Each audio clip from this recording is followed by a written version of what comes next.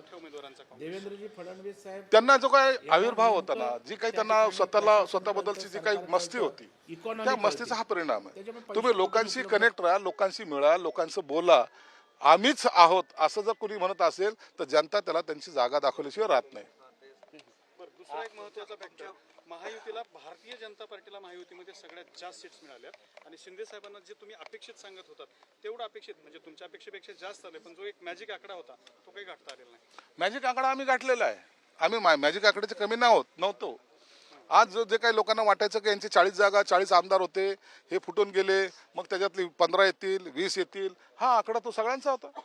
परंतु आज जर पाहिलं, शिंदे साहेबांनी एकदा विधानसभेमध्ये घोषणा केली होती, मी जर आमचे 40 आमदारापेक्षा जर कमी निवडून आणले तर शेती करायला जाईल. आज त्यांनी त्यांचा शब्द खरा करून दाखवलाय आणि आज ते ताठमानेने सांगू शकतात, होय, ही शिवसेना प्रमुखाची शिवसेना आहे, जी आम्ही पुढे घेऊन चाललोय. ही निवडणूक तुमचे कोणते कोणते स्वप्न पूर्ण करणार जागेबद्दल बरेच लोक म्हणत होते की हो, माझी जागा पाडण्यासाठी फार मुंबईहून प्रयत्न होत होते. काही लोक, आमचे स्थानिकही काही लोक प्रयत्न करत होते. त्यात आमचेही काही मित्र होते, हितचिंतक होते, खास करून असं तुम्ही एकदा बोललेला आहात. जो होते तर त्यांना त्यांची जागा कळेल.